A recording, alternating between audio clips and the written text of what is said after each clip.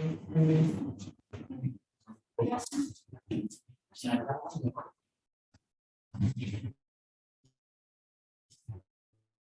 yang bersedia dari pilot di depan saya. Novel, benar ya? Saya lihat.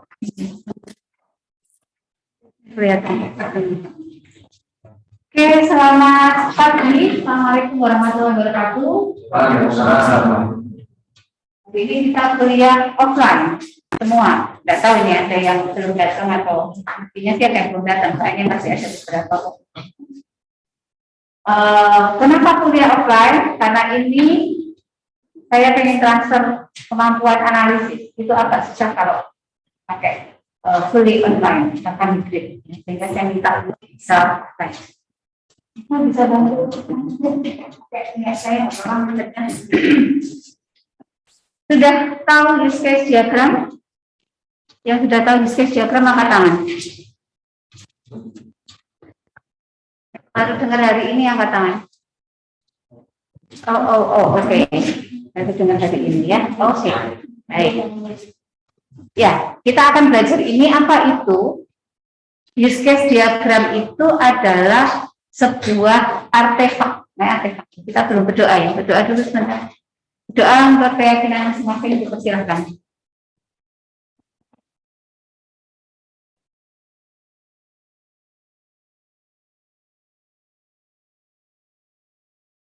Doa dicukupkan. Dalam berdoa selalu berdoalah untuk mendapatkan ilmu yang bermanfaat. Ya, jadi selain mendapat kelancaran pikiran, mendapat ilmu yang bermanfaat. Bermanfaat itu macam-macam. Nanti bisa kita pakai. Next, Mas Novel. Ya, jadi agak dikecilin biar dia ini fully terlihat untuk halaman ini. Ya, agak naik lagi. Oke, good. Ya.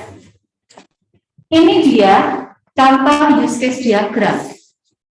Jadi use case diagram itu adalah sebuah artefak. Artefak itu apa? Bukan zaman prasejarah ya. Artefak itu apa? Sesuatu alat, ya. Salah, silakan. Itu boleh Mas? Diberi jarak ya. Sebuah artefak yang digunakan untuk menggambarkan kebutuhan, ya, menggambarkan kebutuhan. Tepatnya adalah kebutuhan fungsional. Coba kita lihat di dalam gambar ini ada berapa jenis icon. Coba dihitung. Ada berapa jenis icon?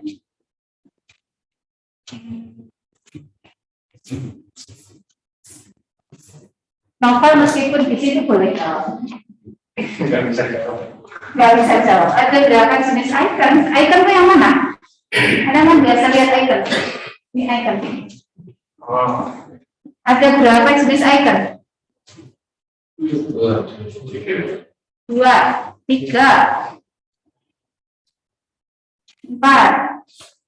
Oke, kalian sudah buka ini kan? Coba lihat ke bawah halaman yang ada apa itu?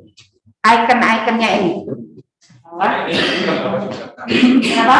Ya, di sini.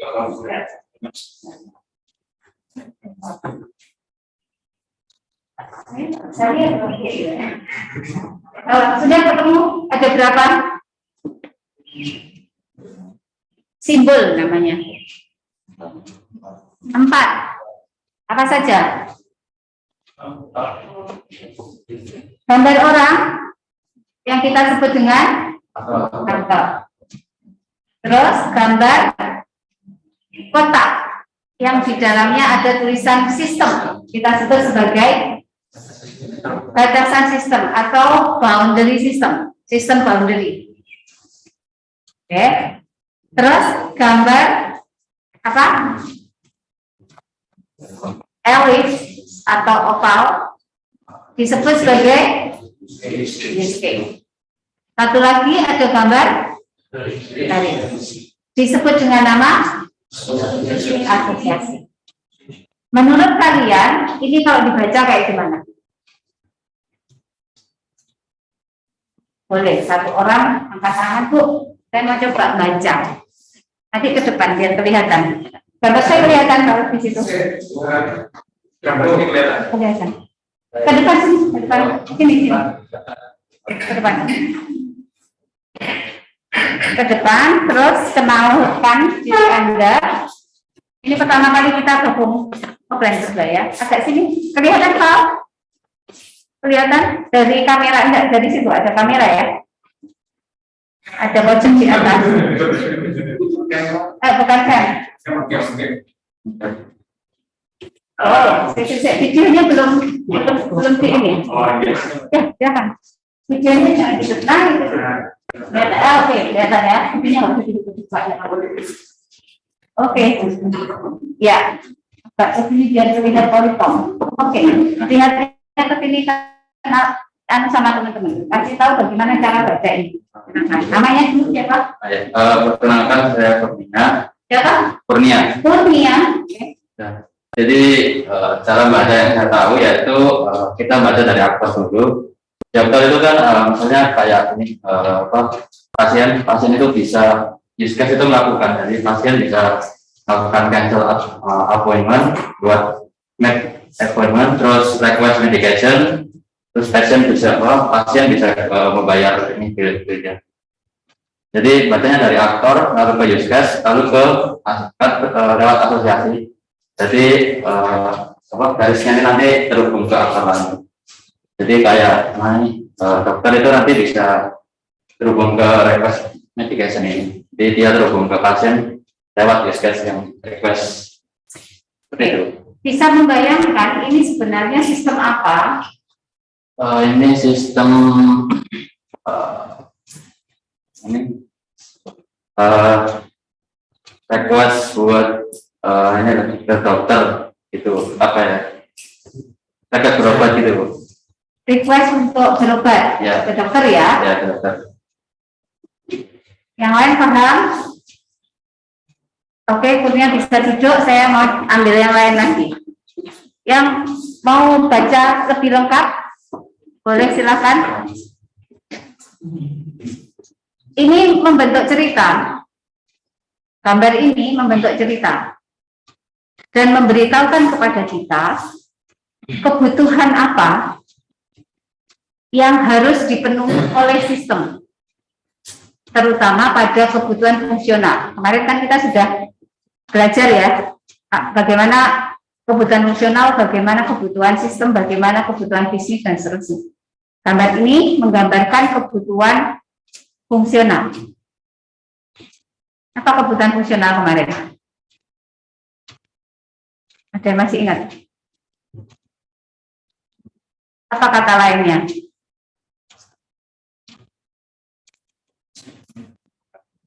Apa? Perangkat lunak, bukan. Kebutuhan, apa kebutuhan? Kebutuhan itu apa? Kalau kalian punya kebutuhan itu artinya apa? Hah? Sesuatu hal yang harus dipenuhi. Kalau kebutuhan fungsional berarti sesuatu yang harus dipenuhi oleh siapa? Sistem untuk apa? Menjalankan fungsinya, gitu ya. Menjalankan fungsinya atau kebutuhan yang harus dipenuhi oleh sistem dalam rangka sebuah proses bisnis itu bisa berjalan dengan baik. Ya, fungsionalnya ke situ. Nanti definisi jelasnya ada di situ. Mungkin tidak sama persis saya sampaikan. Kita lihat. Hari ini kita belajar dua alat, dua artefak. Jadi ada use case diagram sama use case specification. Yang lihat ke sini boleh lihat use case specification ada di bawah-bawah. Hampir mendekati halaman terakhir.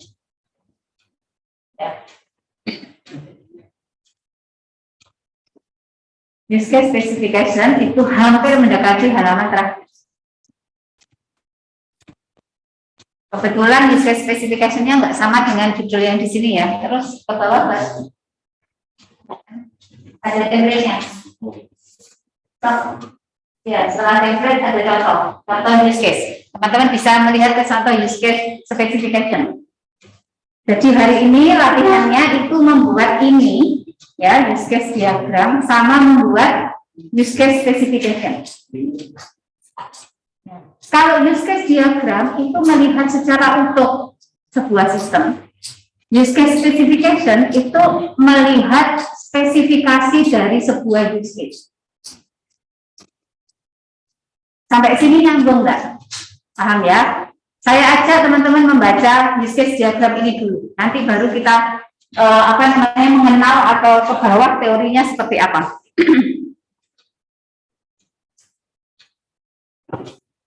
Kita melihat ada gambar berapa aktor.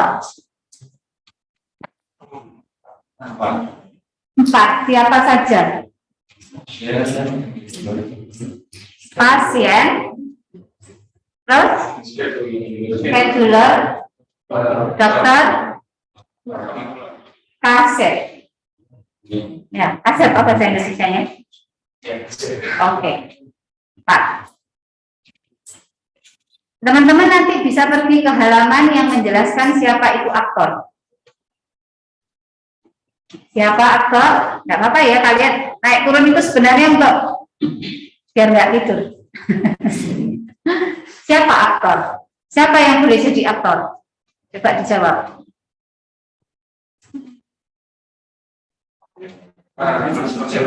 Siapa saja yang berinteraksi dengan sistem. Siapa saja yang berinteraksi dengan sistem. Kalian bisa membayangkan ketika membaca use case diagram ini, sistem itu berada di dalam laptop atau di dalam handphone kalian, itu sistem. Maka gambar orang aktor-aktor ini di luarnya itu,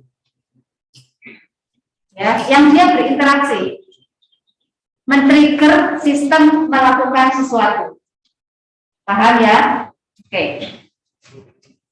Berarti di dalam sistem ini kita punya 4 aktor, dan teman-teman bisa lihat di situ siapa yang boleh jadi aktor, tidak hanya orang gitu kan, tapi juga boleh instansi, sistem lain, atau bahkan alat.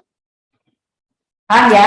Jadi siapapun yang berada di luar sistem, tadi digambarkan sistemnya tak taruh di dalam laptop atau di dalam handphone gitu ya. Di luar itu yang berinteraksi ya, kayak alat barcode reader, kemudian apa? Kalau misalnya di supermarket itu yang cetak kwitansi itu printer gitu ya, itu kan di luar laptop. Maka itu boleh jadi aktor. Dan bisa dipahami? Berarti kira-kira ini orang semua atau ada yang bukan orang?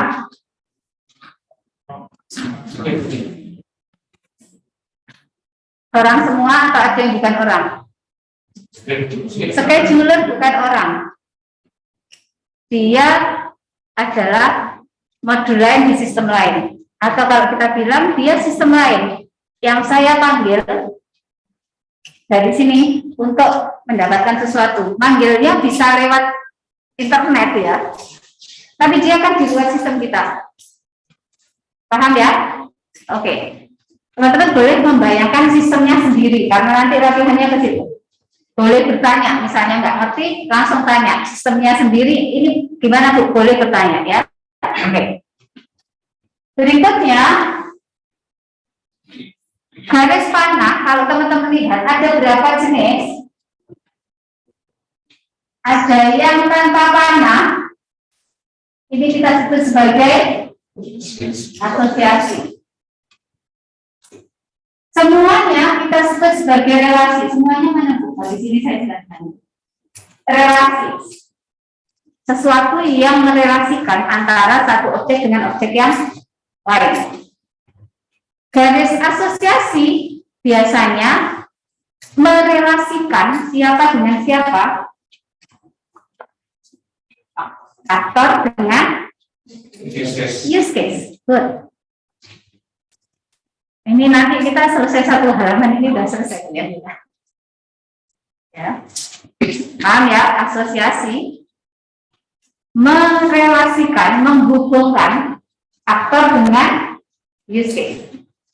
Bisa dikatakan kalau ada garis ini, itu dengan kata lain, aktor dapat melakukan use case.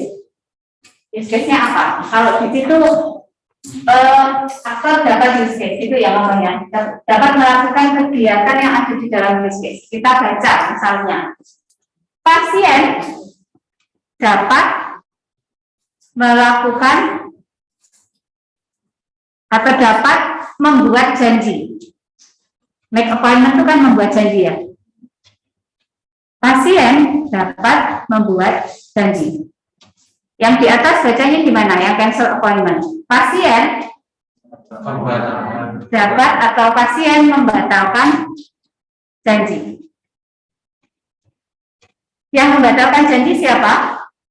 Pasien. Berarti yang akses ke sistemnya kalau mau batalin janji itu si pasien. Bisa dibayangkan. Dan itu Anda dapatkan ketika kemarin wawancara. Bukan dokternya yang batalin, tapi si pasiennya. Dan ada yang bisa baca aktor yang lain? Silakan. Yang bisa dilakukan aktor lain, saya sudah bacakan 2 use case. Yuk, tangan, maju ke depan. Sambil mengasah kemampuan komunikasi.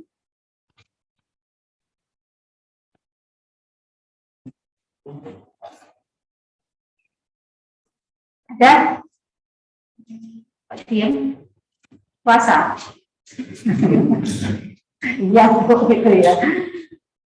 Anda buka ambil kertas sama bolpennya. Ambil ke berapa?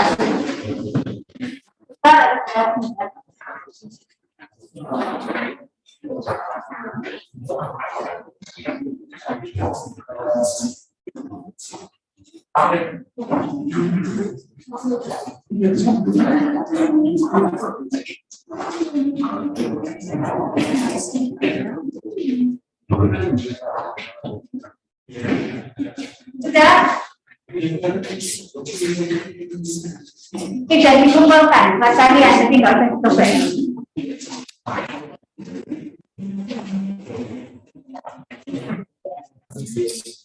Sudah lama kan kalian nggak tulis buku berapa tahun, Pak? 3 tahun. Hari ini kita praktikum manual. Praktikum manual, ya. Oke.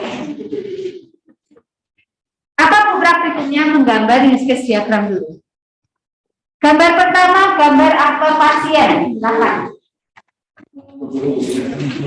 Boundary system kita gambar terakhir, biar kalian nggak setiku-setikuan nanti, ya. Boundary system kita gambar terakhir.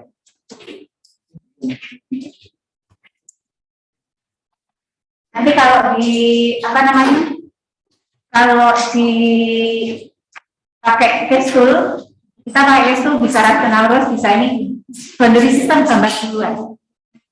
Jadi tempatnya digambar duluan, terus baru naruh dikit-dikit.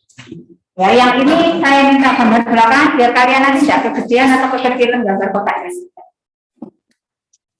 Sudah, gambar aktor pertama pasien dan use case yang bisa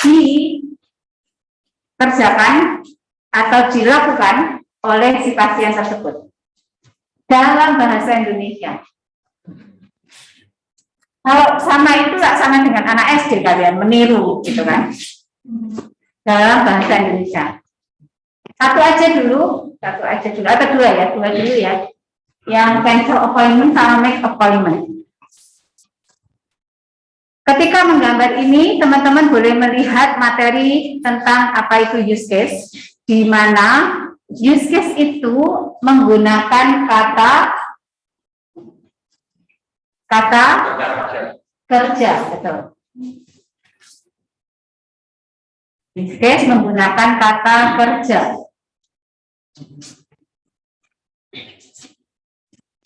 Apa yang sudah Anda tulis? Anda kasih nama NLP di atas. Membatalkan janji, membuat janji, betul. Ya, berkalian bawa pulang.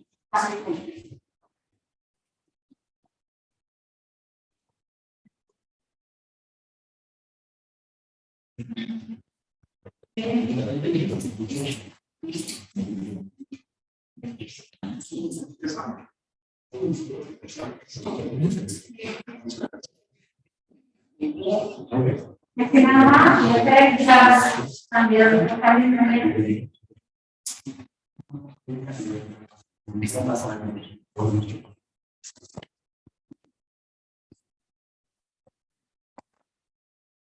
Sudah? Dari pasien dua dulu ya, membuat janji sama membatalkan janji. Ada yang pakai kata-kata pembatalan janji? Baiknya kita pakai me ya. Kita pakai me. Oke. Selesaikan satu use case. Kalau untuk membuat janji, berarti sistemnya itu harus merequest apa ke siapa?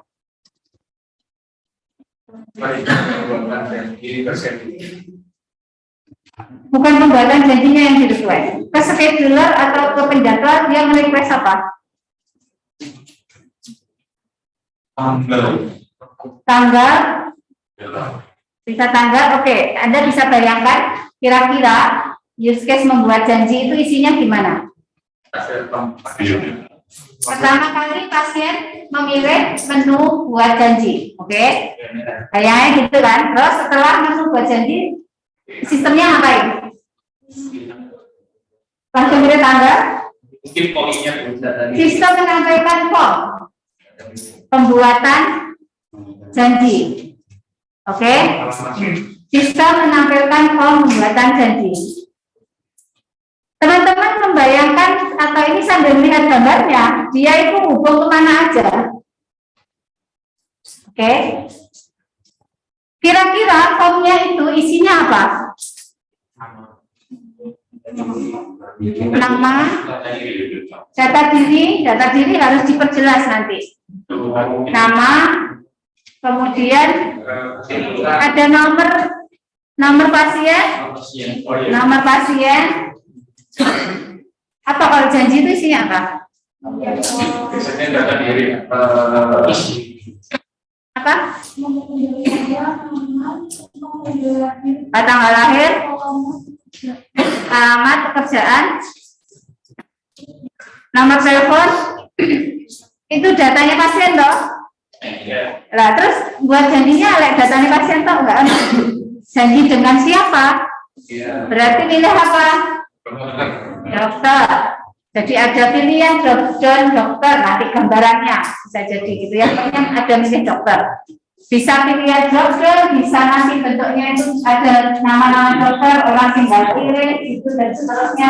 Tergantung nanti teman-teman pakai mobile base atau web base atau apa itu akan pengaruh di desain. Tapi bayangan teman-teman saat ini berpikirnya, saya butuh apa dulu? Saya perlu memilih dokter.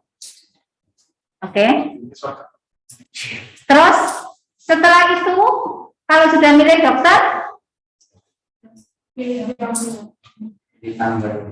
dia manggil scheduler. Hai, scheduler, dokter ini itu available kapan? Oke, paham? Ya. Itu masih yang dia terhubung sama scheduler. Kok ada di bawah, Bu? Yang ada di bawah itu kaitannya, Mas, kayaknya pulang deh. Nggak apa-apa. Ya, atau berada di situ biar teman-temannya nyaman. Saya takut nanti kena ini. Iya. Nggak apa ya? Oke. Kasih linknya. Atau di luar nggak apa-apa, Mas. Di itu. Saya kasih link pakai Zoom di situ. Ya, ada Bu nggak dengar nanti masuk ke dalam ya. Ya teman-temannya nyaman. Setuju ya? Setuju ya? Oke, kita bukan mengisolasi ya, tetapi menjaga masing-masing. Copy invitation, Kita kirim ke mana? Kirim ke mana? Saya ada. Catat dulu deh siapa Mas ini. Tapi saya tahu injeksinya ini. Oke ya, taruh di chat kan belum masuk ke chat ya. Oke, kan dari sini ya, bisa diklik ya.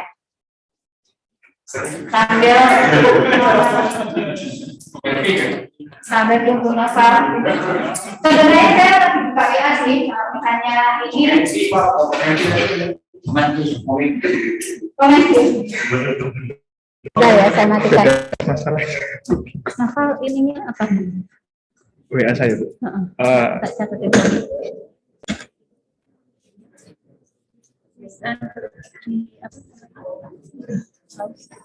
Sok pause. Iya, ke pause. Record maksud saya.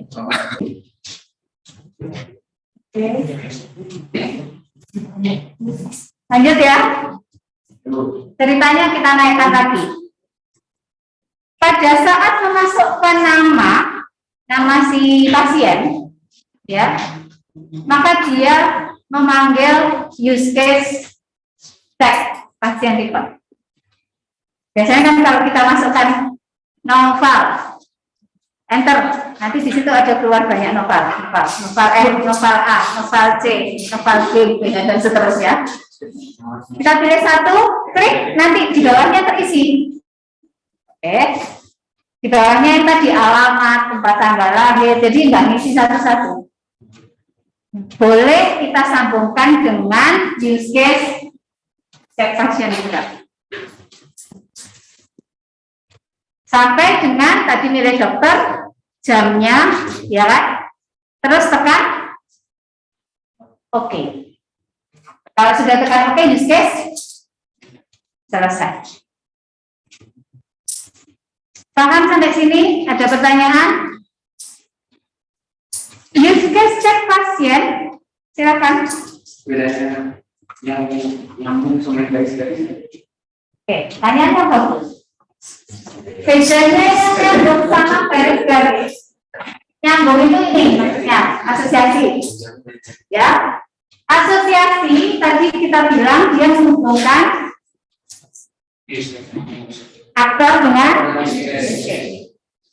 yang garis-garis ada dua. Nah, ada input, ada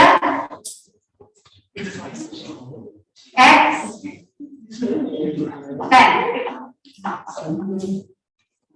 ada lagi garisnya.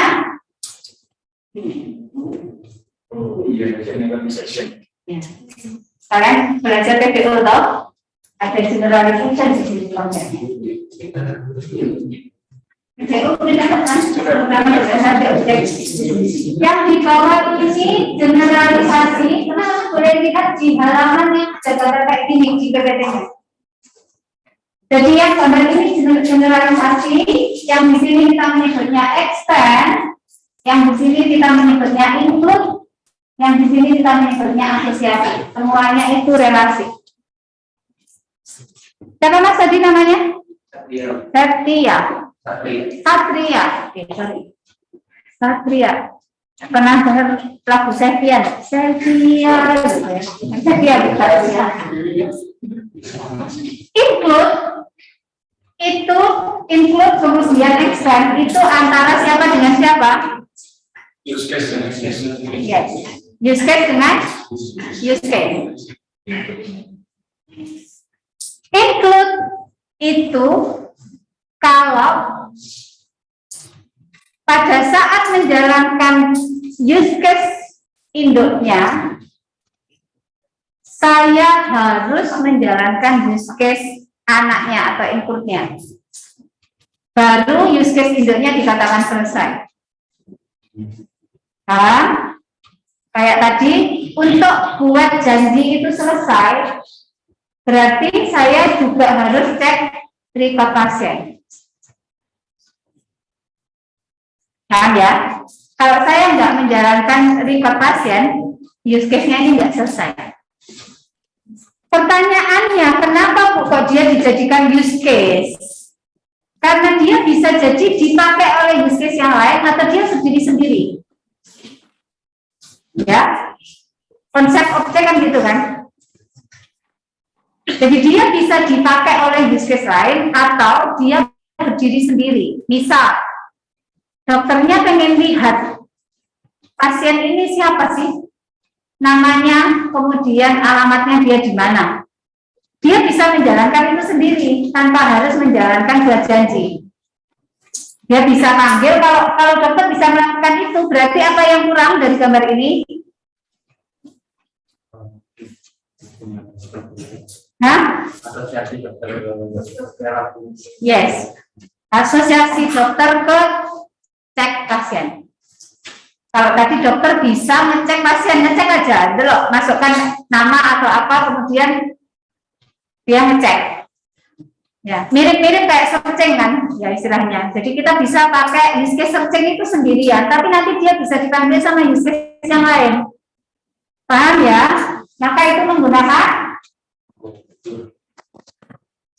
input. Gambarnya garis putus-putus ada mana masih tulisan itu. Sekarang kita gambarkan use case itu lengkap, use case yang make appointment lengkap itu berarti inputnya ikut. Sama schedule-nya. Ya, sama schedule-nya juga. Jadi dia lengkap. Satu use case dia juga mengakses atau berinteraksi ya istilahnya, berinteraksi dengan scheduler. Scheduler bahasa Indonesianya apa? Penjadwal.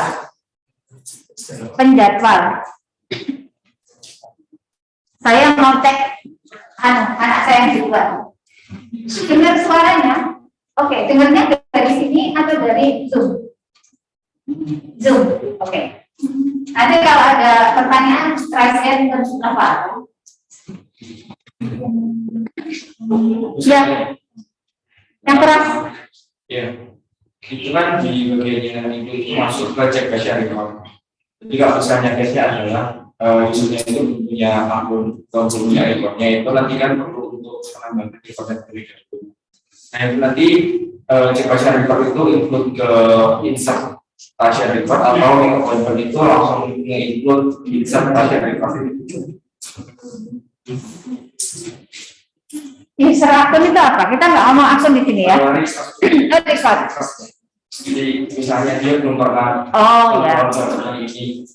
Ya dia tetap aja nanti recordnya itu mungkin akan bilang Anda belum terdaftar. Berarti di use case cek pasien record harus ada alur alternatif itu. Coba sekarang buka use case specification. Contoh use case specification di handphonenya atau di laptopnya. Enak kuliah gini atau online? Hah? Ini ya. Oke. Apa? Jangan keras-keras loh. Udah, lihat contoh ya. Lihat contoh, perhatikan di dalam template itu ada alur normal, ada alur alternatif. Alur itu isinya apa? Yang tadi saya bilang. Dari pasien membuka menu buat janji, sistem menampilkan form itu alur. Nanti Anda menulis itu di alur. Alur yang mana Bu? Normal. Use case, satu spesifikasi. Jadi nanti buat janji itu satu spesifikasi sendiri. Kemudian yang cek pasien satu spesifikasi sendiri. Nah, pada saat cek pasien tadi kalau data tidak ada itu masuk ke alur alternatif. Jadi asumsinya normalnya datanya pasien itu sudah ada di database. Tapi begitu belum ada, nanti dia akan dibawa, kan itu ada ya. Kalau misalnya PIN salah, dia pergi ke alur alternatif 3.1 atau berapa itu. Paham ya? Oke, kalau boleh turun kalau use case spesifikasi yang contoh, ambil. Jadi sekalian gambar use case diagram teman-teman, gambar use case spesifikasi yang ada contohnya. Ke bawah lagi.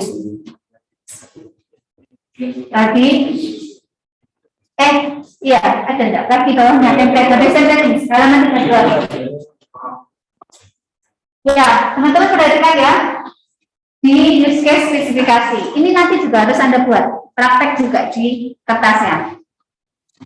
Jadi ada nama use case, nomor use case, nomor itu kode. Yang nanti kalau misalnya dia dipanggil itu manggil kode.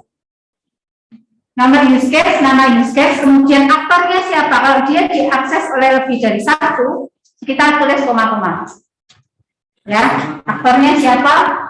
Deskripsinya apa? Deskripsi itu nama aktor plus nama use case-nya, ditambahi keterangan-keterangan lain. Jadi misalnya kayak tadi, pasien membuat janji. Ya, deskripsinya pasien membuat janji. Gimana kalau ada keterangan lain lagi di situ boleh disebut di deskripsi. Pembuatan janji diasumsikan seperti apa misalnya, ya. Kemudian relasi. Kalau make appointment punya relasi dengan use case lain, di situ diisi nama use case yang berrelasi dengan dia. Berarti kalau tadi make appointment relasinya dengan cek pasien record, cek pasien record. Pakai bahasa Indonesia punya kalian Bu ya, pakai bahasa Inggris. Paham ya? Kalau dia tidak berrelasi dengan use case manapun berarti ditulis step minus. Oke, do you understand? Yes. Kondisi awal itu diisi dengan level. Kayaknya teman-teman lihat template kalau sudah ini yang dibayarkan ATM. Bukan, satu halaman di atasnya, template-nya aja. Yes, ini. Ya, ini template-nya. Kondisi awal, kondisi yang harus dipunyai oleh yang bersangkutan. Kalau memang ada, kalau tidak ada, di strip minus. Kondisi akhir, kondisi ketika selesai. Selesai ya. Kalau ambil uang di ATM, kondisi awalnya apa?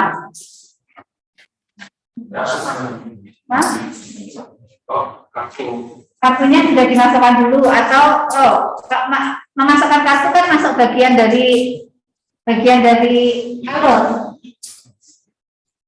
Harus sudah punya kartu. Itu kondisi awal. Kondisi akhirnya apa? Kalau ambil uang ya mendapat uang, keluar duitnya, jangan sama apa biasanya stroke saldo atau apa gitu ya, stroke-nya itu. Nah, kondisi awal, kondisi akhir itu yang menandai dia dikatakan selesai. Paham sampai sini ya? Nah, itu Anda bayangkan, berarti use case ini dikatakan selesai apa? Kalau membuat janji dikatakan selesai kalau apa? Mungkin sampai dengan nge-print, kalau ada print ya, atau sampai dengan keluar halaman itu kan, apa biasanya PDF atau apa yang dia janji tanggal jam sekian, tanggal sekian itu ya, report ya. Nah, itu boleh disebutkan, sampai dengan dia keluar report itu. Berarti use case itu dikatakan selesai. Sampai sini clear? Kemudian ya. Berarti ini untuk persenjataan yang tadi itu berarti memang pasien itu tidak bisa melakukan appointment kalau tidak punya record. Pasien tidak bisa melakukan appointment kalau nggak punya record. Bisa jadi mungkin di pasien cek record itu nanti nyambung atau apa? Bukan nyambung ya? Ya nggak bisa, dia nggak bisa. Berarti harusnya ada use case apa? Buat record pasien gitu kan, ada pendaftaran pasien harusnya ya. Jadi dia harus daftar dulu.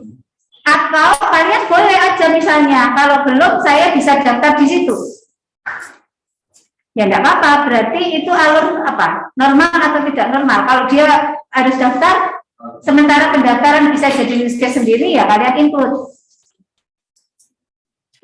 Bukan input ya, extend kayaknya. Di sini ada berbedanya untuk generalisasi bisa digabung dengan CRUD. Jadi kalau itu bisa kalau generalisasi gitu ya, generalisasi bisa digabung kalau untuk CRUD. Jadi kalau ada code kita pakai generalisasi, boleh. Ada use case gitu kan ya. Use case yang apa istilahnya CRUD kita akan gunakan generalisasi. Generalisasi apa? Ini saya masih jelaskan kayak ini. Inputnya sudah paham ya? Generalisasi. Siapa mbak namanya?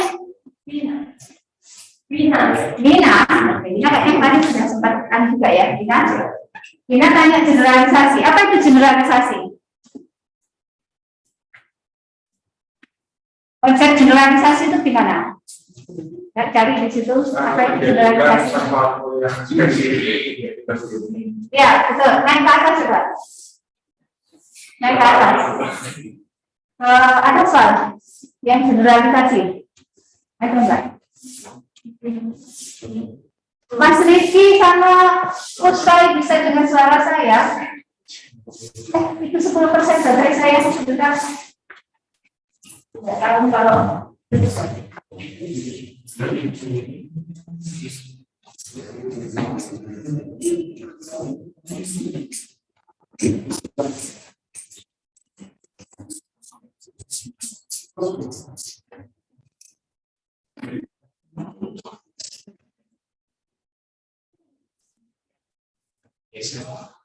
Mas Riki, dengan suara saya Mas Riki bisa open mic. Iya, Bu. Halo, enggak dengar ya suara dikerasin, Pak? Halo, Bu. Iya, Pak, sebentar Mas, ini kan dikeraskan sama Nova. Qualikan betul? Ya ini, naikkan, cek Mas Nova sampean, Mas Riki. Iya, Bu. Oke, good. Ya. Usai, bisa dengar suara saya? Oke, kamu enggak apa-apa ya, saya taruh di luar ya. Mas Riki, ini Usai, Kak Batuk, jadi saya taruh di luar. Ya, generalisasinya coba. Yang ngomong keterangan generalisasi. 24. Ya, ini ya. Memberikan pilihan lebih khusus dari use case yang lebih umum. Bisa memberikan pilihan lebih khusus dari use case yang lebih umum. Arah panahnya menuju ke use case utama. Use case utama itu use case yang lebih umum. Artinya, kalau kita ngomong generalisasi use case, generalisasi itu konsepnya yang gede general, yang bawahnya spesifik ya. Selain use case, panah itu bisa juga untuk menunjukkan hubungan generalisasi antar aktor. Saya punya aktor dokter spesialis.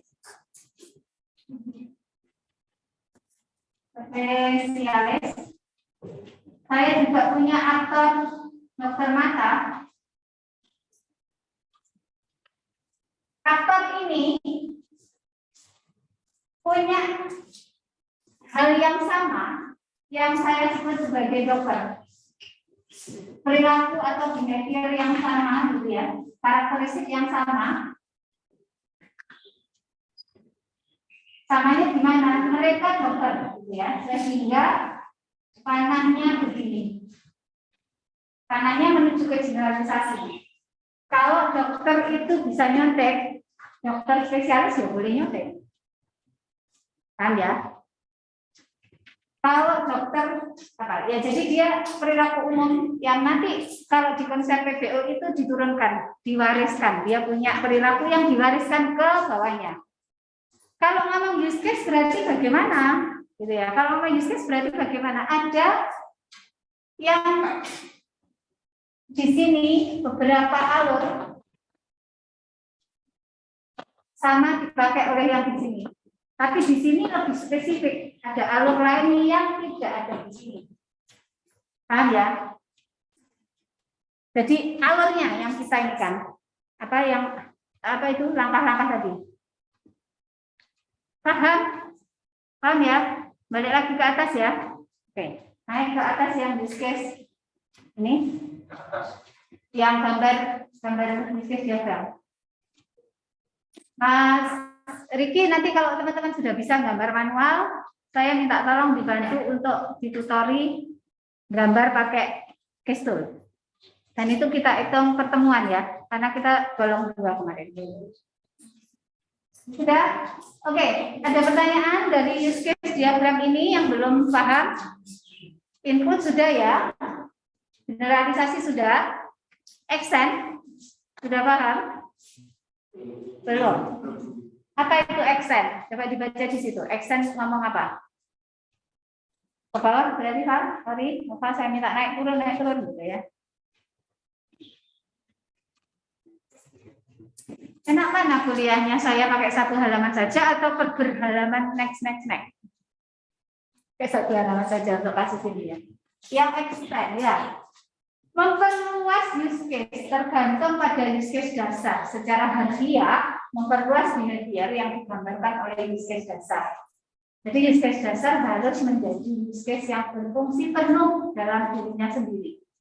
Harapannya menuju ke use case induk. Kita lihat. Yang di extend yang mana? Pay bill dengan defer payment. Defer payment itu apa? Menunda pembayaran. Ya, menunda pembayaran. Kalian pernah toh menunda pembayaran? Kalau pesan Bukalapak atau pesan apa itu sudah payment selesai tapi belum dibayar hasilnya. Pembayarannya ditunda. Tapi use case pembayaran itu selesai. Ya, nanti bayar mana bisa lewat atau apa? Atau pakai apa misalnya? Itu. Ada pertanyaan? Siapa suaranya tadi barusan? Enggak. Usai bertanya enggak? Usai boleh buka kamera sama Mas Diki ya. Karena itu nanti kelihatan di YouTube ya. Kalian malah nggak kelihatan di YouTube loh. Nanti kita balikin ke sana. Jadi bedanya kalau dengan input tadi, coba lihat input saya teorinya, Mas. Use case utama memasukkan fungsional use case yang lain ya. Use case yang di-input bisa di-reduce oleh use case yang lain. Harapannya menuju ke yang di-input. Ya. Nih, bedanya apa? Tahu bedanya? Kapan pakai input, kapan pakai extend? Kalau kita ngomong ini use case dasar, make appointment use case dasar. Kalau pakai input, use case dasar tidak akan selesai kalau use case inputnya tidak dijalankan. Do you understand? Ya. Sebaliknya use case extend tetap selesai. Meskipun kita tidak menjalankan extendnya. Opsional ya. Tapi kita bisa menjalankan extendnya kalau kita perlukan. Ya, kayak tadi ya. Anda di Topet, kemudian Bukalapak atau Shopee atau dimanapun bisa langsung bayar di situ di use case pembayaran. Atau kalian pilih pembayaran lain. Ya kan? Artinya menunda pembayaran, tapi sebenarnya membayarnya tadi dikarenakan kalian sudah order. Sudah selesai. Paham? Ya memang secara servis tidak bisa selesai kalau uangnya belum dapat ke sana gitu kan ya. Jadi penambahan atau opsi. Kalau di sini sebenarnya bill apa ini? Insurance. Asuransi. Saya menambah dengan membayar asuransi. Ya kalau kasus ini sebenarnya pembayaran selesai. Mestinya bukan pakai yang tadi ditunda, pakai ATM itu bukan ya. Tapi dia selesai sudah bayar. Tapi berikutnya saya ada tambahan asuransi. Ada tambahan pembayaran asuransi yang caranya sama. Karena ini generalisasi, itu kan jelasinnya di sana ya. Jadi kalau ini dia generalisasi ya. Yang di differ ini dia bisa dipakai, bisa enggak. Saya jadi ke bawah. Bingung atau paham?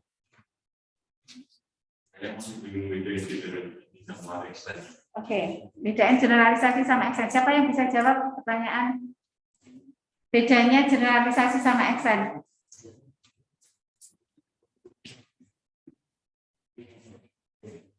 Oke, nggak ada yang bisa jawab. Extend itu tadi opsional ya. Opsional bisa saya jalankan, bisa tidak. Tapi use case itu saya jalankan setelah saya selesai use case base-nya. Kalau extend. Ya. Jadi kalau dia tidak terhubung dengan aktor manapun, lalu dia di-extend oleh use case lain, maka dia use case yang di-extend tadi, use case yang ini bisa dijalankan setelah ini selesai. Ya, kalau input tadi apa? wajib dijalankan karena ini nggak selesai kalau dia nggak dijalankan. Nah, saya misalnya input action ya.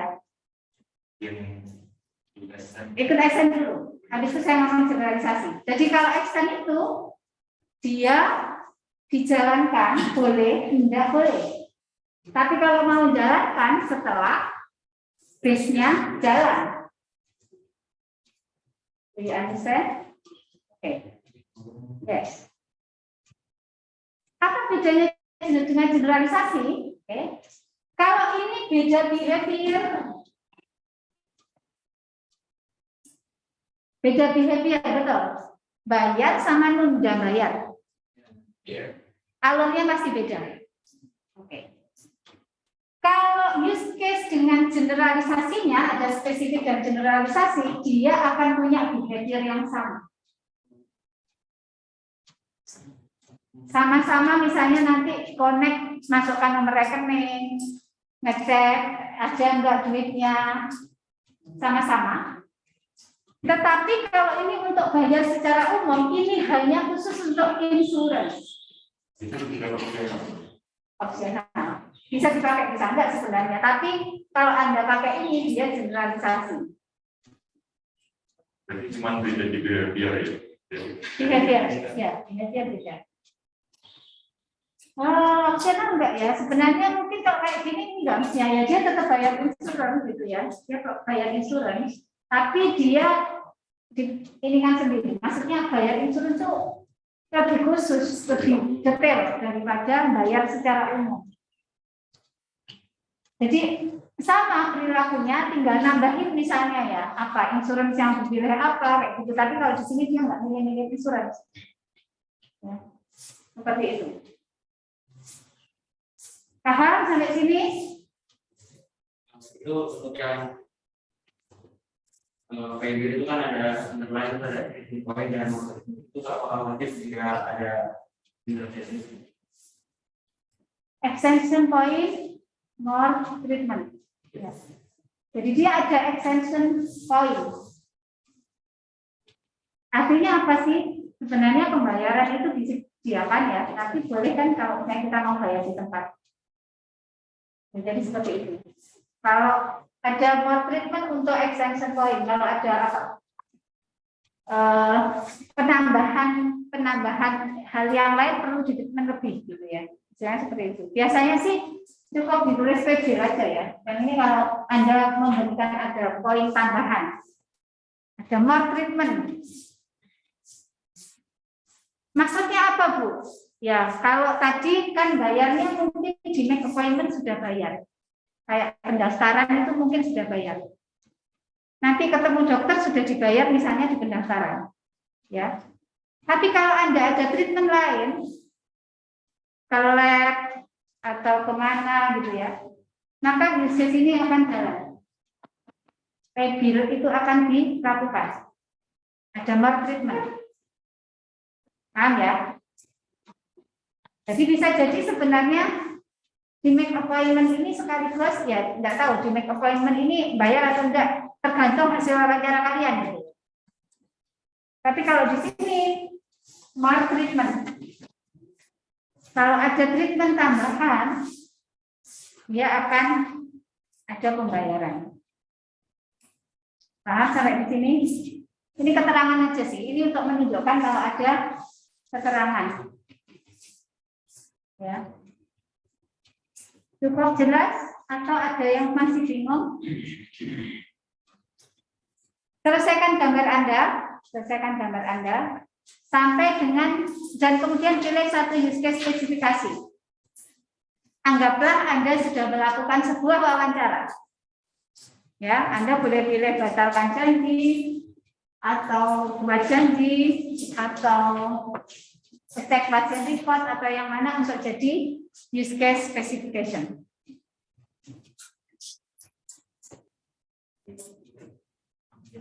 Kalau ada pertanyaan boleh ditanyakan. Mas Kusoy, paham? Mas Kusoy? Ya, Bu, paham, Bu. Oke, masih dengar suara saya ya? Masih, Bu. Oke. Silakan. Saya perhatikan gambarnya.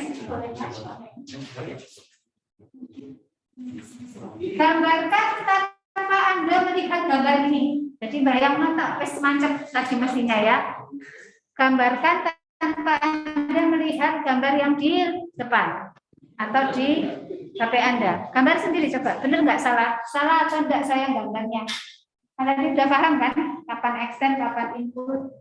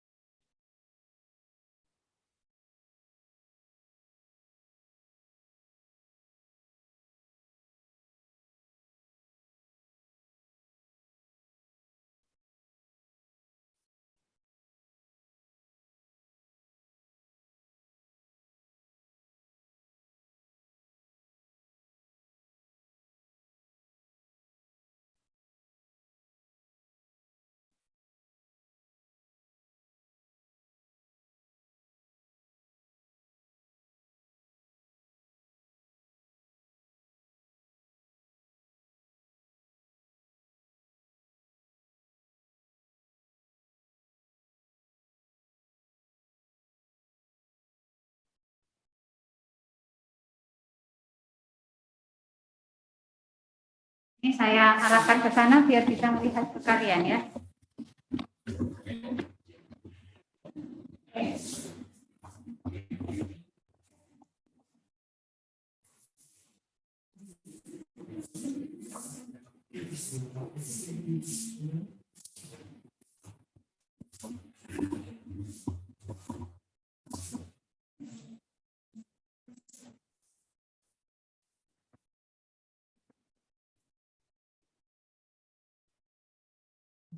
Setelah selesai, saya kasih satu contoh atau latihan satu use case tambahan. Anda tambahkan.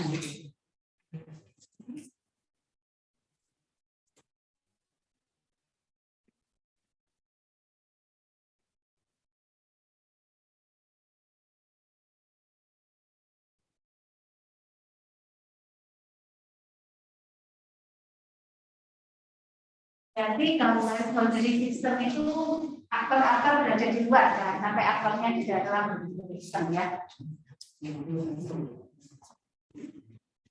Scheduler, menjadwal.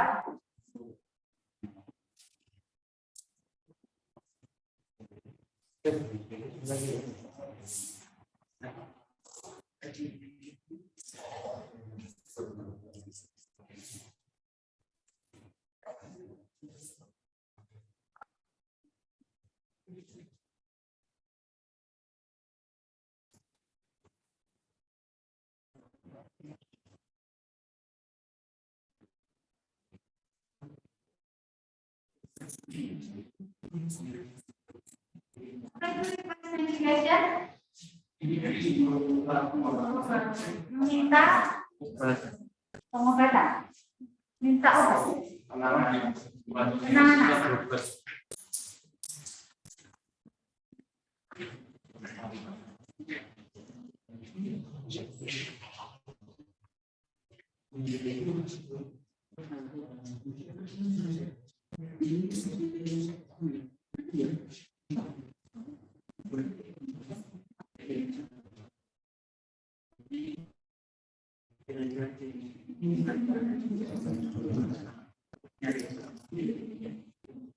Hati-hati nanti gambar sistemnya makanya biasanya memang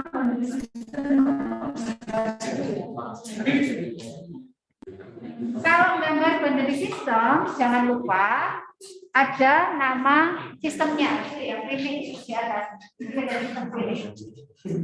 ada nama sistem.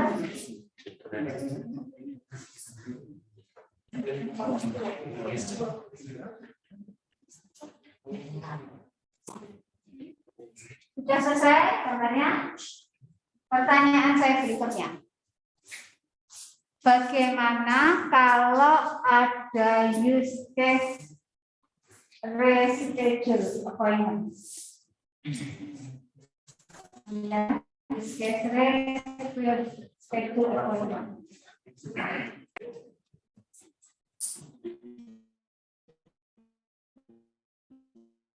Ya, kemudian apakah dia punya relasi dengan disket yang lain? Reschedule appointment.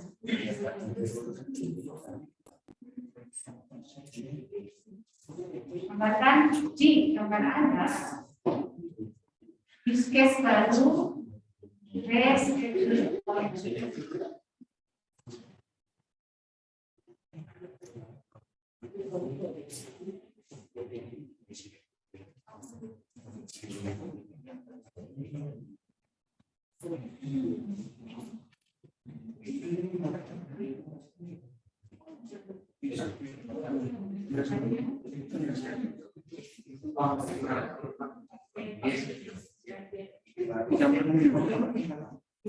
Gambar apa itu harus kayak gitu ya.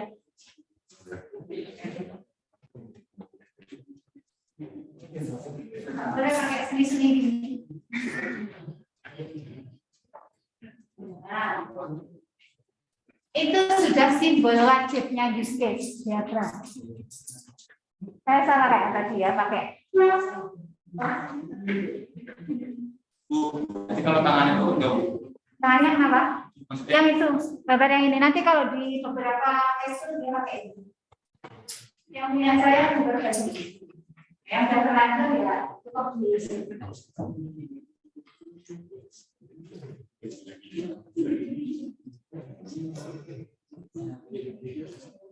nah, boleh icon user gitu ya biasanya kan. Jangan sama halnya use case itu ellipse atau oval. Nggak boleh kalian use case-nya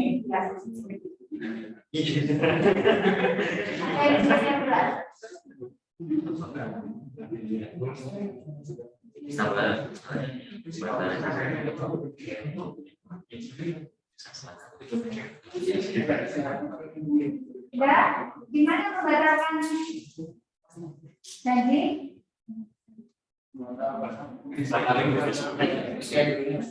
Terhubung dengan siapa? Pasien sama pejabat. Oke, dia terhubung lagi dengan sistem yang lain.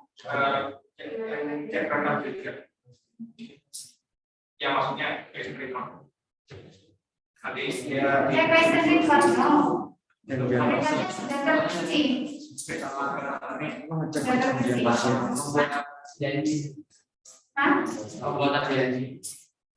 Pembuatan janji enggak.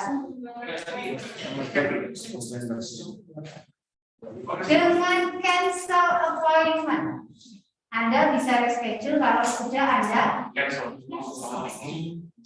masalah janjinya di mana, tanya schedule Anda. Schedule sudah simpan itu, jadi Anda sudah disimpan di schedule. Kenapa? Extend apa include? Include. Kok bukan extend, Bu? Bukan extend. Wajib batalkan. Ya kan? Wajib batalkan bukan dibalik. Kalau setelah batal Anda boleh reschedule, bukan? Wajib batalkan. Reschedule akan selesai kalau pembatalannya selesai.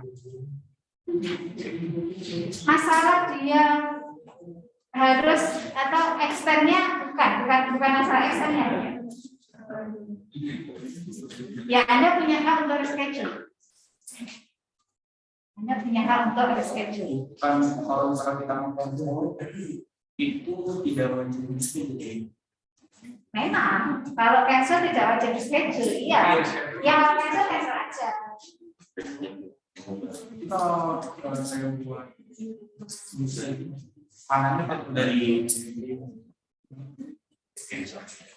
kalau dari schedule ke panah Dari schedule ke cancel panahnya yang mana?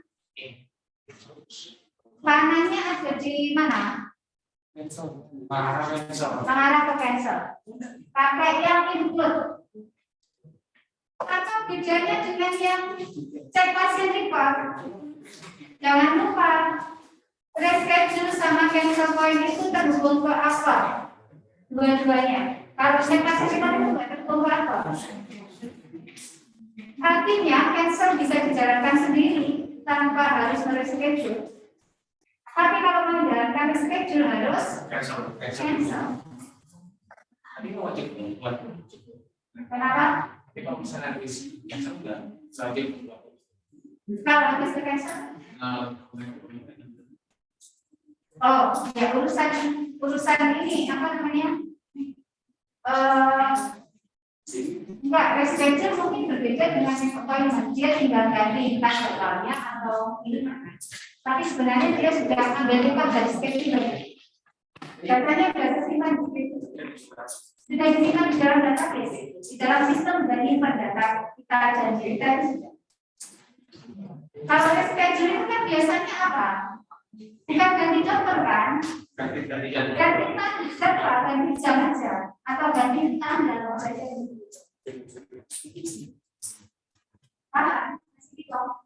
Oh, berarti kan untuk tangannya kan sama kayak yang bill yang Sama kayak tetesan. Kanannya nanti ke dari gini.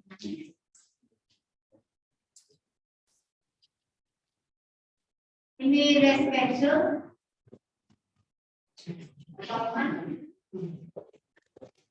Di cancel ya. Cancel orang. Kanannya cancel. Oke, kemudian ini si pasien. Dua-duanya itu bisa proses. Sama schedule ya dua-duanya. Ini buat bantu kalian bahwa tidak selalu yang di-include itu harus nyambung sama aktor. Ya, tapi dia bisa nyambung sama aktor juga untuk kasus tertentu. Kalau nyambung sama aktor gimana? Dia jalurnya yang sini. Kalau saya mau schedule, saya harus selesaikan cancel appointment dulu. Baik. Ini dia nggak pakai ini.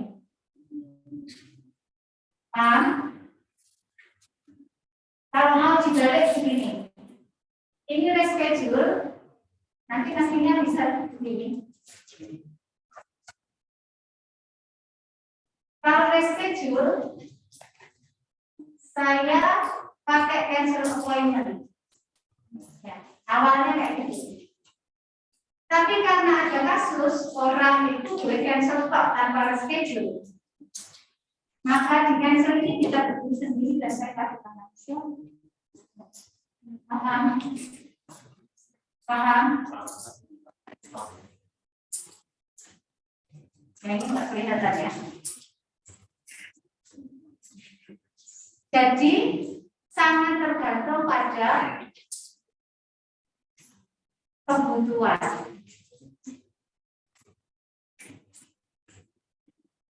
Beda halnya kalau bilang begini, Anda kalau mau schedule itu batalkan, terus buat janji baru. Berarti use case ini tidak diperlukan. Paham? Itu. Jadi kalau mau reschedule, cancel appointment, terus buat janji baru. Berarti menjalankan cancel yang dijalankan terus bikin janji baru. Berarti nggak perlu reschedule. Itu kalau nanti desainnya minta seperti itu. Tapi kalau bilangnya reschedule appointment itu nggak perlu buat janji baru, hanya mengubah jam atau jadwal, gitu ya. Berarti kita perlu diskusi ini.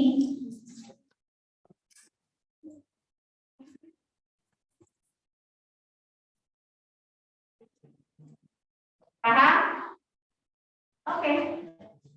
Sekarang lanjutkan membuat use case specification. Materinya sudah selesai, semuanya sudah saya jelaskan. Nanti sisanya teman-teman di halaman-halaman. Lantas, Saya masih bingung antara yang pilih ini, yang bayarin nanti, kan pakai extend. Cuman ini seperti ini. gimana? Yang membayar, bayarin nanti. Kalau menunda, menunda pembayaran. Itu kan nggak wajib juga membayar. Tidak wajib. Nah, Makanya usia extend. untuk kondisi itu juga nggak wajib. Memang nggak wajib, tapi dia akan selesai kalau cancelnya selesai. Bukan extendnya cancel. Dibalik cara berpikirnya. Jadi reschedule itu bukan extendnya cancel. Tapi kalau Anda mau reschedule, cancelnya harus dijalankan. Paham ya? Berarti ada kewajiban untuk menjalankan sebuah use case lain untuk dikatakan use case reschedule itu selesai. Berbeda ya, berbeda sama di sini. Kalau di sini bisa ditunda pembayarannya, opsi kan berarti.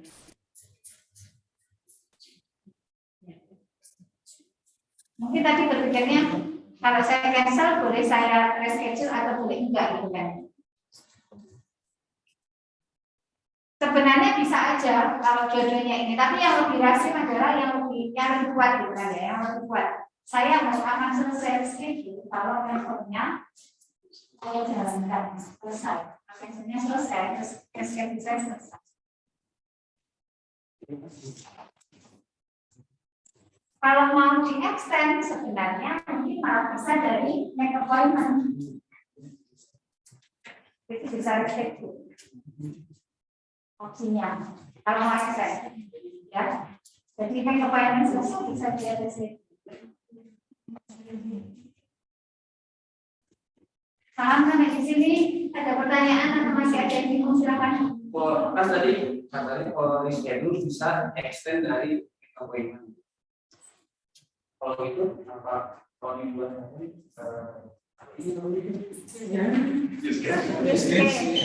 itu bisa apa? Panahnya bisa kalau ke cancel itu ke si extend apa perlu? Tapi bisa aja. Ya, jadi balik lagi ya, jadi balik lagi. Kapan extend itu kita jalankan apa enggak? Nanti kaitannya itu adalah kayak ini ya.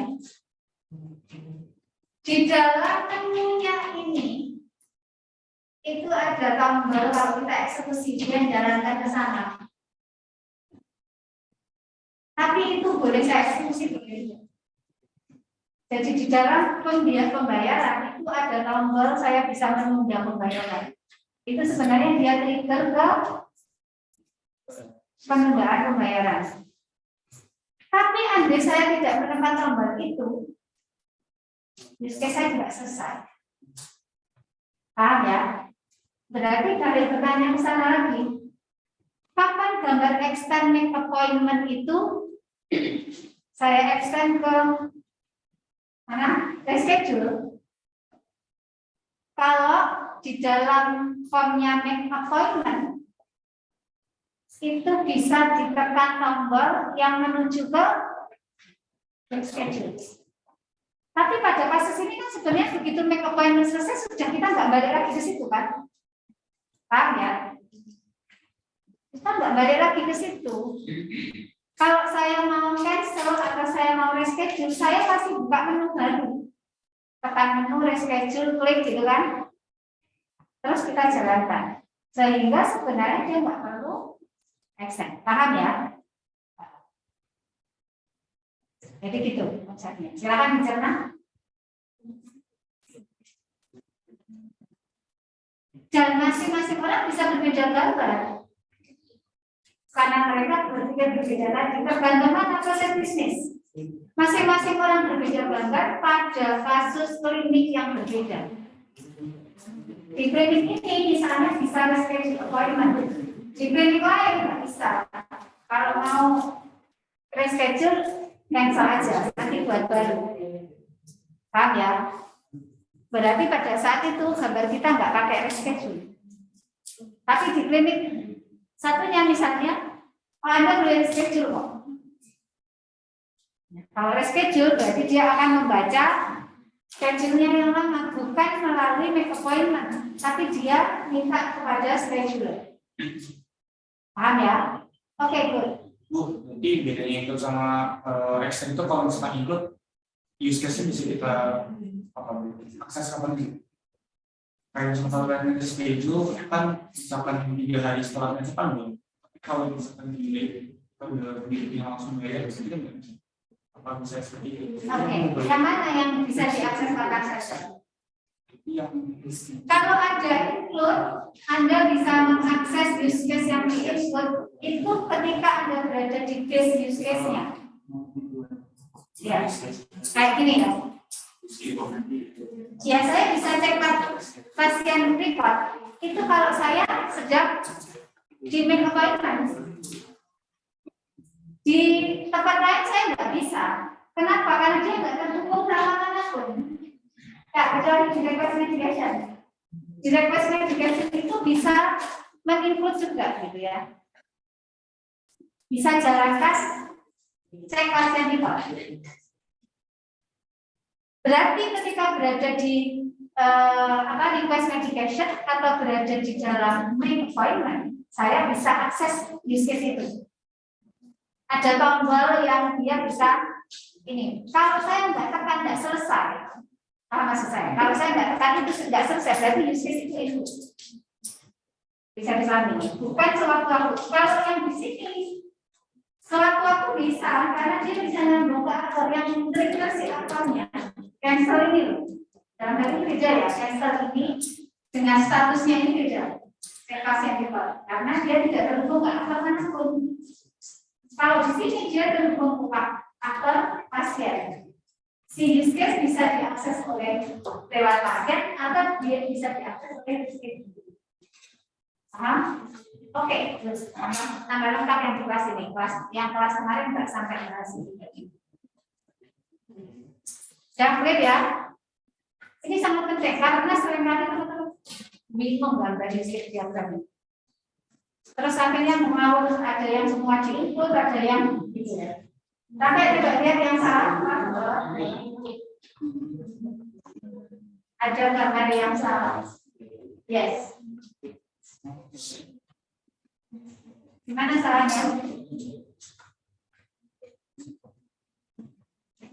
Use case diagram adalah menggambarkan kebutuhan fungsional. Login itu adalah kebutuhan non fungsional. Login itu security. Jadi dia nggak boleh tergambar sebagai use case. Apalagi dia di luar. Siapa yang akses ini? Yang boleh juga siapa tadi? Cukup kita bedakan tadi si dokter boleh lihat apa, si pasien boleh lihat apa, maka login itu yang nanti ngurusi security.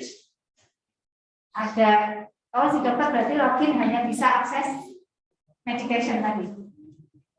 Oh pasiennya boleh make appointment, boleh cancel appointment, gitu ya, boleh bill, gitu. Kasir boleh bill, gitu kan? Itu diatur di login nanti kan hak akses. Ya, kan kalian sudah belajar untuk buat aplikasi yang ada aksesnya kan. Jadi ingat, jangan sampai gambar use case di luar sistem. Ya, tarik semuanya di itu. Karena kalau untuk akses kita pasti login itu.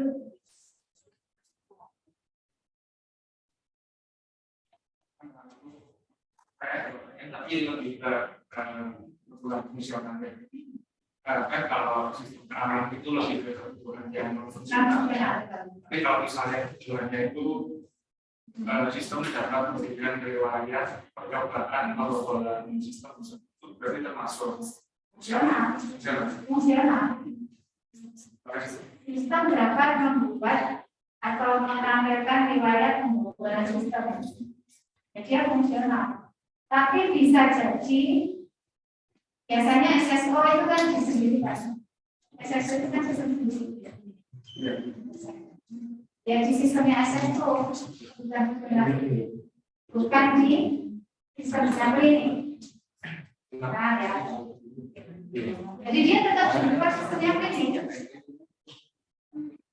Ya, itu ya. Sudah punya gambaran ya? Gampang ternyata analisisnya.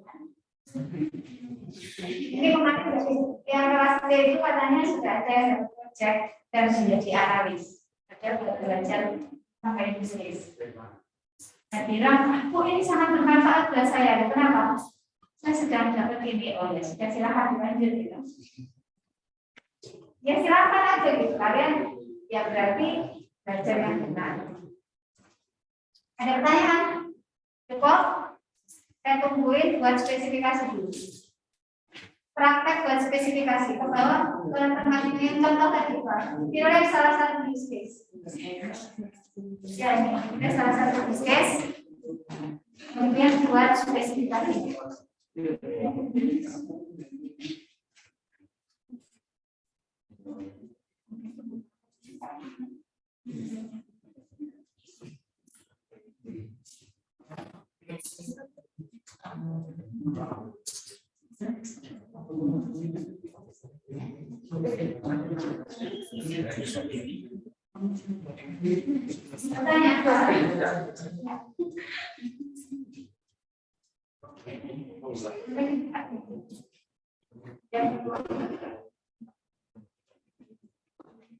Jadi di dalam use case spesifikasi teman-teman selalu menyediakan normal alternatif. Alur normal itu alur yang apabila dia tidak ada kejadian kesalahan apapun. Tapi andaikan ada kejadian salah, maka dia akan ditangani melalui alur alternatif. Ya, sebagai contoh, kalau misalnya klik tanggal di appointment, kan macam-macam tuh orang bisa pakai yang objek kalender. Ada yang mungkin pakai text box aja, masukkan 05 02 2022 misalnya gitu. DD YYYY. Kan bisa toh text box. Nah, kalau ada text box kayak gitu berarti pasti akan ada alur alternatif. Andai seseorang memasukkan tanggal 31 Februari 2022 itu kan salah. Maka dia akan pergi ke alur alternatif. Itu contoh. Jadi kapan saya pakai alur alternatif, kapan tidak tergantung sama bayangan teman-teman tadi. Ya. Kalau sudah pakai objek tanggal nantinya pada saat desain itu kan berarti sudah dicek sama si objeknya ya. Normalnya pasti benar gitu. Kecuali kalau pakai objek tanggal berarti alur alternatifnya apa? Kalau dia memasukkan tanggal lampau, ya kan? Buat janji itu kan masa depan. Saya buat janji besok mau ketemu dokter. Oke, berarti tanggalnya pasti masa depan. Nah, ternyata kok dia memilih tanggal masa lalu kemarin memasukkannya, berarti harus ada alur alternatif. Dia memilih tanggal di masa lalu harus kasih tahu tanggal sudah lewat. Nah, itu masuknya di alur alternatif. Alur normalnya dia pasti memilih masa depan. Ya kan? Besok, lusa, nanti gitu ya, itu kan masa depan. Silakan saya tungguin untuk membuat use case spec. Iya, silakan. Yang keras. Misalnya itu mengecek saldo, saya ada lagi kayak database itu ditambahin lagi kan database yang buat nyimpen nilai saldonya. Itu apa? Mengecek saldo kok menyimpan nilai saldo? Kan itu sebelumnya kan ada di database yang saldonya. Jadi kayak yang tadi schedule itu Ya, Berarti kan harus namanya kayak gitu.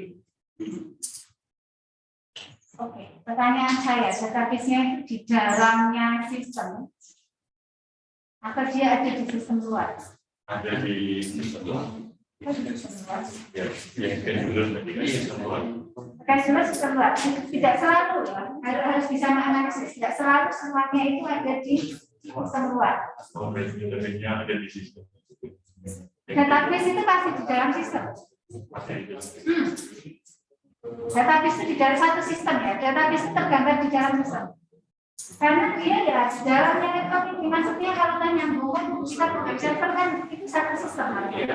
Satu sistem. Masih ingat ya? Pertemuan pertama, sistem itu terdiri dari apa saja? Ada database-nya juga kan? Jadi database itu di dalam sistem. Jadi database itu termasuk Kok use case bukan? Bukan use case. Use case itu apa? Ayo, use case itu apa? Use case itu ngomongin perilaku. Kalau database kan itu datanya. Dia ingin data, sistemnya berperilaku apa? Bisa baca, bisa nulis, kan? Bisa update, kan? Kalau cek kalau baca, bacanya di mana? Bacanya sudah diwakili sama si sistem ini. Sistem menampilkan misal nasabah, itu dia baca database. Nanti oleh desainernya, kalian kan nanti baca desainer juga kan? Oleh desainernya itu diterjemahkan ada select, bla bla bla. Ada algoritma yang dijalankan di sini di 4.1. Jangan khawatir, setelah spek ini nanti akan lanjut dengan diagram lain. Jadi diagramnya itu sambung menyambung. Paham ya? Jadi kalau yang sedang kita bahas ini adalah kebutuhan fungsional, kemampuan sistemnya.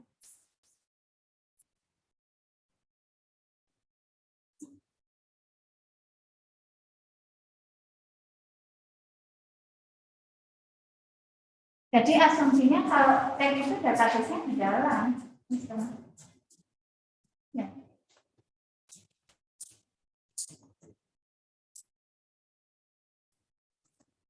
Jelas sih? Pertanyaan?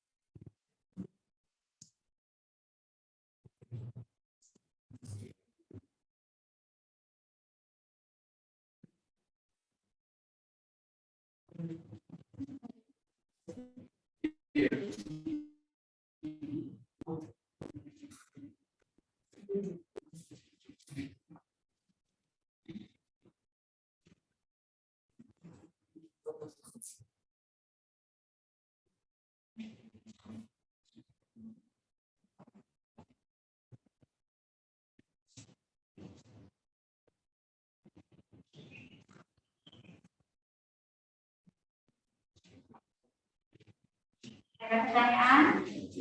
Bisa. Masih mikir? Ya, harusnya ini itu Anda hasilkan dari wawancara. Jadi kalau nggak ngerti ceritanya tadi, yang di use case, itu nggak akan bisa nulis alur. Paham ya? Tapi teman-teman sebenarnya bisa membayangkan sistem di rumah sakit itu seperti apa.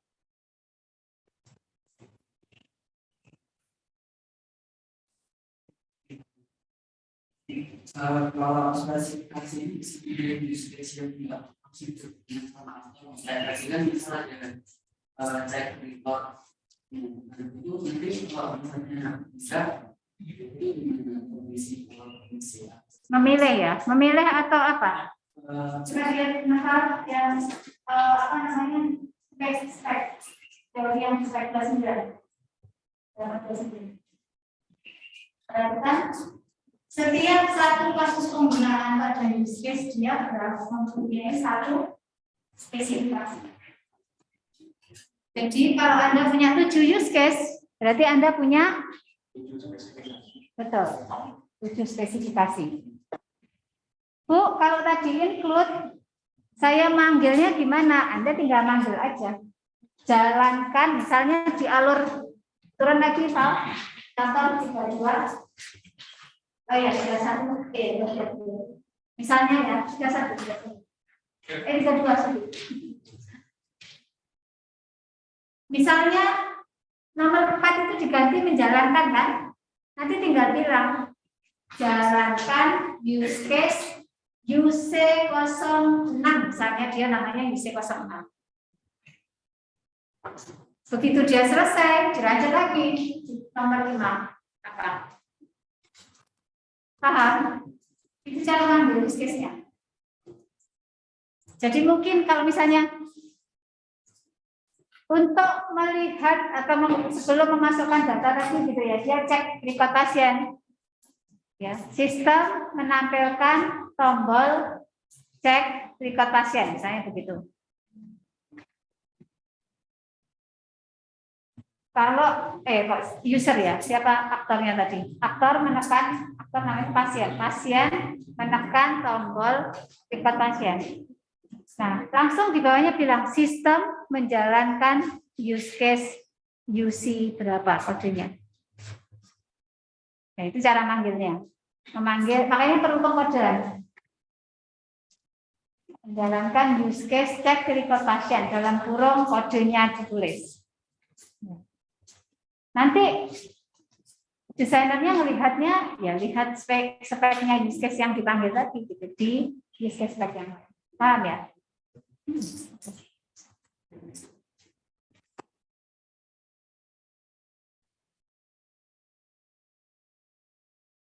Oh.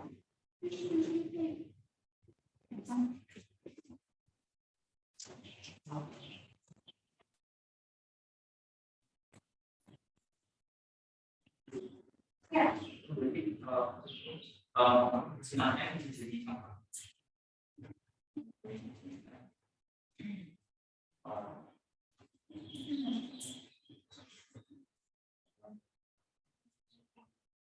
Mesin ATM apakah bisa jadi aktor? Mesin ATM ini bukannya dianggap ini ya, yang bisa jadi aktor mungkin printernya. Mesinnya printer ya, printernya. Printer atau barcode-nya atau kalau keyboardnya masuk jadi satu sistem. Kalau baca keyboard dia nggak bisa disebarkan gitu. Kalau printer itu kan pilihan ya, ini pakai printer juga dan dikatakan. Kayak apa? Kalau kita bayar ke kasir, lalu kita bisa gesek, terus hasil gesekannya terbaca masuk ke sistem ini berarti akan lain.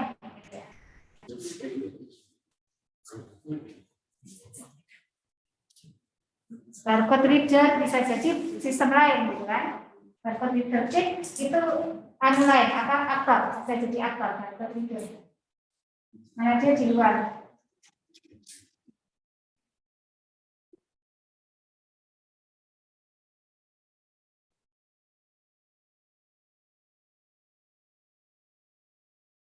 Ya, bisa bikin diskes spesifikasi diskes.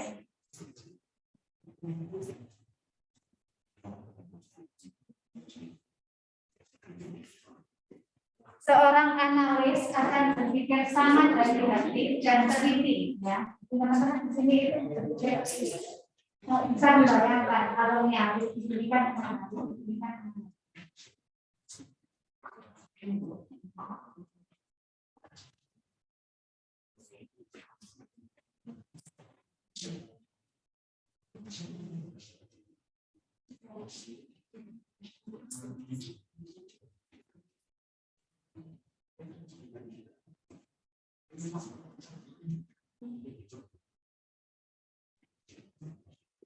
Oke, teman-teman lihat ya, di alam normal itu bisa ada dua cara penulisan. Satu digital kayak gini, ada dia itu nasabah, ini sistem.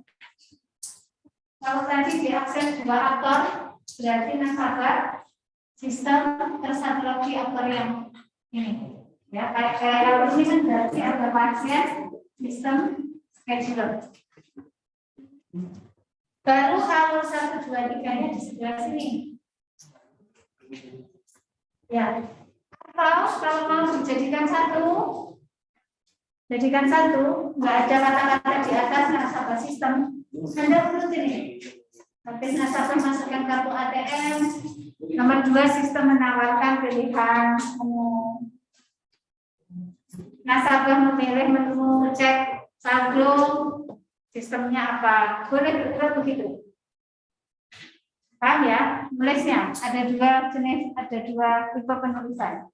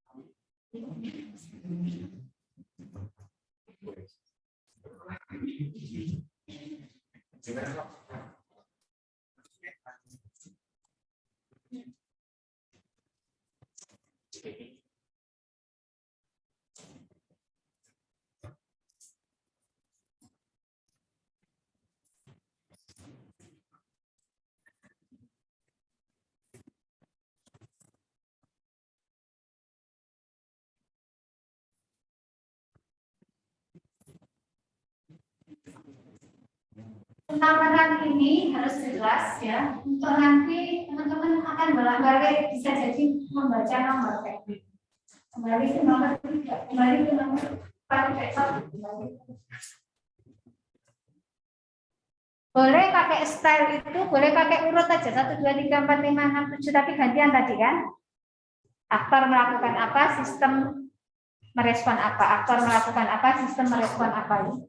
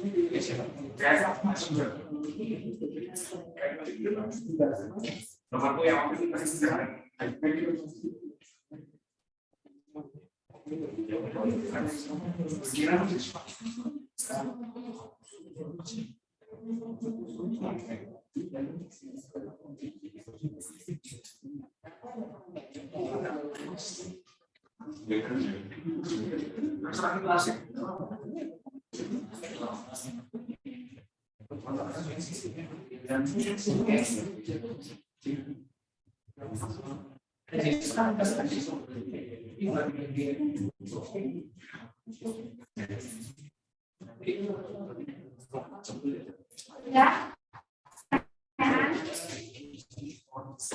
Sudah bisa buat sketch diagram sama spesifikasi sketch?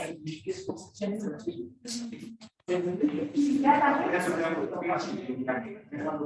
Oke, ke halaman terakhir Pak. Sebenarnya di atas ada review ya, ada review terkait dengan kebutuhan fungsional apa, ini apa gitu ya, nanti silakan dibaca sendiri. Setelah ini silakan lakukan latihan ya. Anda kerjakan 1, 2, 3. 1, lakukan perbaikan pada jawaban Anda di ETS kemarin. Terutama pada kaitan kebutuhan fungsional. Naik ke atas dulu Pak, halaman 3 atau 4 mungkin ya. Naik turun enggak apa-apa ya. Yang langsung ada kebutuhan bisnis segala macam ke bawah. Lagi. Ini kebutuhan fungsional ya. Kemarin proses oriented dan information oriented. Berarti Anda bisa menggambarkan proses ataupun menggambarkan informasi yang dibutuhkan. Next. Ini contohnya. Jadi kebutuhan fungsional dikasih contoh pelanggan bisa melihat riwayat pemesanan yang sudah dilakukannya selama 3 tahun. Kalau kita konversi ke use case, kita buka use case apa berarti? Yes, melihat riwayat pemesanan. 3 tahunnya itu akan tertulis di spek atau di daftar kebutuhan fungsionalnya sendiri. Jadi kan kalau use case diagram tadi hanya untuk representasi penggambaran. Tapi ada sendiri nanti daftar kebutuhan fungsional ini di dokumen kita yang namanya SKPR. Nah, berarti teman-teman harus cek lagi apakah kebutuhan fungsionalnya sudah betul atau belum. Ya, coba ke bawah lagi. Kemarin mungkin ada banyak yang pakai kata-kata sistem juga. Ini contohnya. Jadi di kebutuhan bisnis, kalau terkait perpustakaan, itu institusi memerlukan untuk peningkatan pengetahuan. Kebutuhan bisnis. Di mana kalau untuk meningkatkan pengetahuan siswa, kalau melihat dari sudut pandang siswa, dia pasti pengen sistemnya itu mudah. Minjamnya mudah, gitu kan ya. Dia pengennya kan begitu ya. Cara peminjamannya mudah, koleksinya lengkap gitu ya. Dia butuh kayak gitu terhadap sistem perpustakaan. Data bisa dilihat atau daftar koleksi bisa dilihat dengan mudah. Dia bisa pinjam sesuai dengan yang memang tersedia dan seterusnya. Ya, itu dari sisi pengguna. Dari pengguna kita turunkan ke kebutuhan fungsional. Misalnya kalau tadi dia bisa meminjam mudah itu berarti gimana? Kita terjemahkan ke dalam kebutuhan fungsional. Ya, misalnya siswa dapat mendaftar sebagai anggota. Karena syarat pinjam itu adalah sebagai anggota, maka sistem harus bisa mendaftarkan anggota. Atau siswa bisa mendaftar sebagai anggota. Oke. Anggota juga dapat melakukan peminjaman. Kalau dia sudah terdaftar, kemudian dia bisa melakukan peminjaman. Kalau dikonversi ke use case, nanti ada use case namanya melakukan peminjaman. Ingat kata kerja. Melakukan peminjaman. Ada aktornya? Anggota. Karena siswa sudah berevolusi menjadi anggota. Anggotanya bisa jadi bukan hanya siswa saja, bisa guru, bisa orang luar, gitu kan. Tapi yang boleh pinjam adalah anggota. Oke. Nah, lanjut ke non-fungsional dan juga kebutuhan sistem. Ada contohnya, ini sekaligus membahas ETS kemarin. Jadi untuk hari ini sebelum masuk ke use case diagram, beneri dulu kebutuhan fungsionalnya. Lengkapi, ya, lengkapi dulu kebutuhan fungsionalnya. Setelah itu baru ke bawah ke halaman terakhir.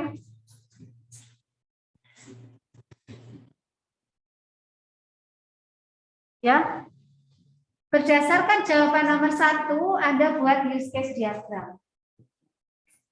Anda boleh diskusi.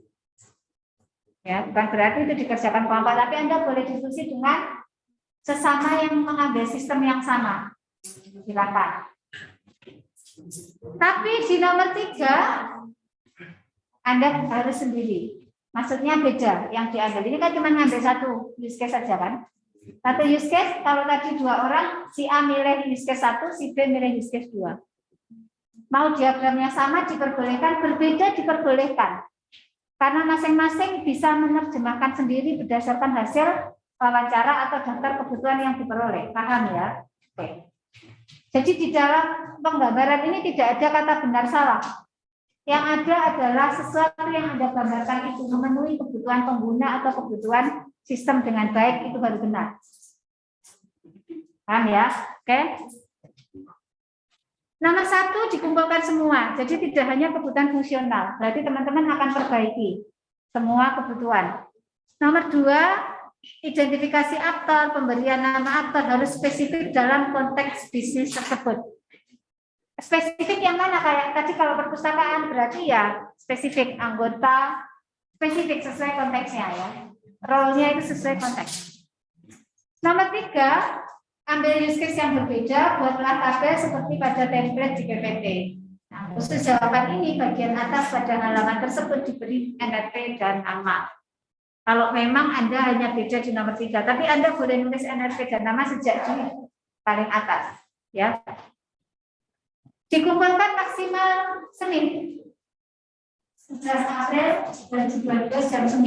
Ingat, jam 9. Saya naruhnya di angka 9, bukan 2359. Ya. Penamaannya tugas 3, terus nomor presensi Anda, kelasnya sama use case di PPT. Kalau sudah selesai hari ini langsung unggah aja, nggak usah nunggu hari Senin. Ya, jangan terbiasa menunda pekerjaan. Oke, ada pertanyaan sampai di sini? Sudah jelas? Boleh Anda di sini diskusi di situ, atau kalau kelasnya ada kelas lagi offline ya nunggu terus diskusi di mana yang tempat duduk. Ini kebetulan di Renov ya, kalau dulu kan Anda belum pernah tahu ini ada atapnya ya. Ini dulu kayak kafe. Jadi dia ada atapnya.